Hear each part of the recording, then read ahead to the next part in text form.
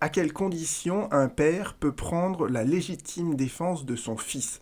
Vous avez deux faits divers qui défrayent un peu la chronique à l'heure actuelle. Vous avez ce premier fait divers dans lequel vous avez un individu qui s'introduit dans une maison et qui va faire une agression sexuelle sur une fillette de 6 ans.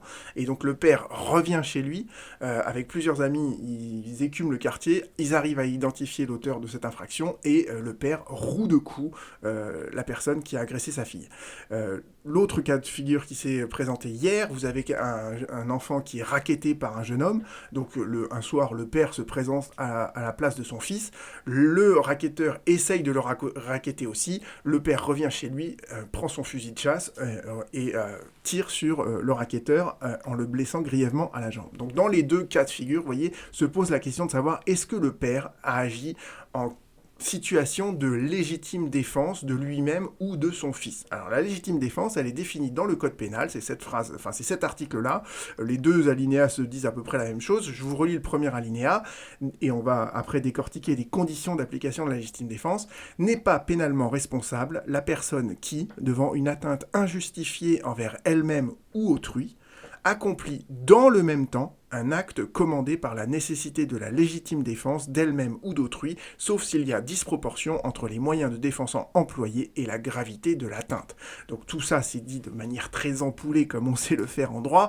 En réalité, c'est très simple. Il y a 3 conditions en fait cumulatives pour être dans une situation de légitime défense.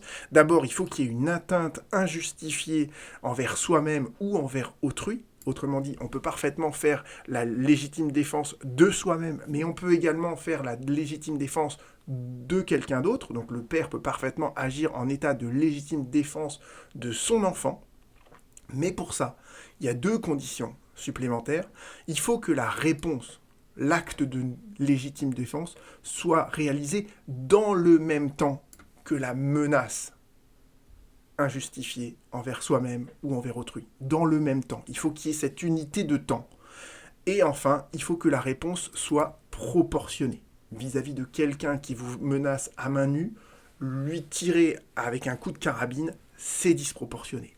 Mais surtout, dans les 2 cas que je vous ai évoqués tout à l'heure, la condition qui fait défaut, c'est cette condition de temporalité. Vous voyez, le père qui revient chez lui, qui fait le tour du quartier pour enfin identifier l'agresseur de sa fille, eh bien en fait, sa fille, elle a été agressée, mais c'est déjà dans le passé. C'est pas dans le même instant de temps, vous voyez, que le père va ensuite rouer de coups l'agresseur de sa fille. Donc en fait, on n'est malheureusement pas dans une situation de légitime défense parce qu'il y a cette deuxième condition qui n'est pas remplie. Je pense que la réaction du père là est sans doute proportionnée. D'accord. Rouer de coups quelqu'un qui a agressé sexuellement un enfant, c'est pas disproportionné, mais c'est malheureusement pas dans le même temps. Et dans le deuxième cas de figure que j'évoquais tout à l'heure, alors là, on n'est pas dans le même temps parce qu'il est revenu chez lui pour aller chercher sa carabine et revenir ensuite. Donc l'atteinte injustifiée, elle avait plus lieu, entre guillemets, le racketteur, il était encore là, mais il n'y avait plus cette atteinte injustifiée, donc il n'y avait plus cette condition de temporalité, on n'était plus dans le même temps, et surtout là, en plus, en l'occurrence, on peut estimer que c'était peut-être disproportionné, sauf si le racketteur, lui aussi, était armé, mais vous voyez, bon, ça, les articles de presse ne nous le disent pas. Donc vous comprenez que voilà, c'est ça les 3 conditions pour qu'on soit en état de légitime défense, et la Cour de cassation nous le dit bien, hein, ça c'est des arrêts que vous retrouverez un peu partout dans les codes. On vous dit qu'il n'y a de légitime défense que lorsque les coups portés et les blessures faites sont commandés par la nécessité de se défendre soi-même ou autrui, ces coups devant être, voyez, une défense à une attaque. Donc, on peut se défendre tant qu'on est attaqué. Mais dès lors que l'attaque a cessé, il n'y a plus de légitime défense. La légitime défense n'est autorisée que pour repousser un mal présent et non un mal qui s'est déjà produit dans le passé. Vous voyez, c'est une nécessité qui est actuelle de se défendre soi-même ou autrui. Alors rassurez-vous, c'est pas la Cour de cassation, elle dit aussi une autre chose qui est intéressante, et on va finir sur cet arrêt de la Cour de cassation qui est assez marrant en plus. Donc vous avez une personne qui avait un terrain sur lequel elle faisait pousser des champignons. Et il y a 2 jeunes apparemment qui se sont introduits dans le terrain pour essayer de piquer les champignons, d'accord. Et celui qui donc était propriétaire du terrain les a surpris, il leur a tiré à la carabine dans le dos et dans le visage apparemment, dans un des deux. Ensuite, il les a frappés à coups de crosse et à coups de gourdin. Et enfin, il les a attachés à un arbre pour les livrer à la gendarmerie.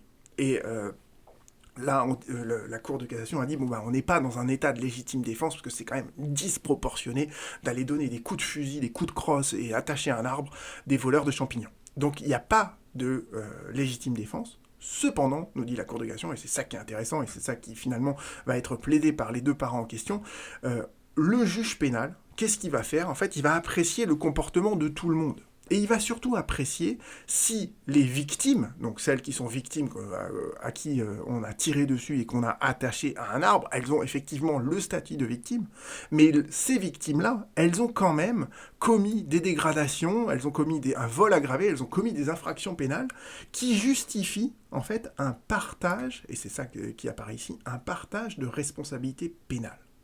Donc vous voyez que la légitime défense, c'est intéressant parce que quand on est en situation de légitime défense, on ne peut pas être condamné pénalement, d'accord? On a commis, certes, une infraction, mais cette infraction, elle ne peut pas être condamnée parce qu'il y avait cet état de nécessité.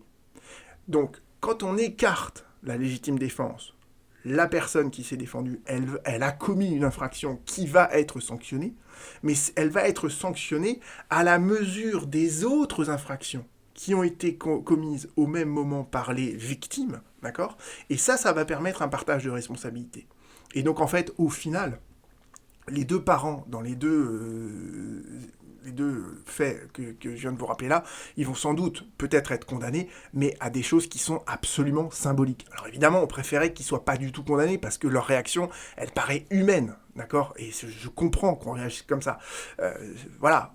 Mais en même temps, le droit pénal, il fonctionne de cette manière-là, qui est de dire, bah, on est en présence de deux infractions, et il y en a une qui est beaucoup plus grave que l'autre. Il y a une deuxième infraction qui n'est que la réaction, finalement, d'un père vis-à-vis de l'agresseur de son enfant.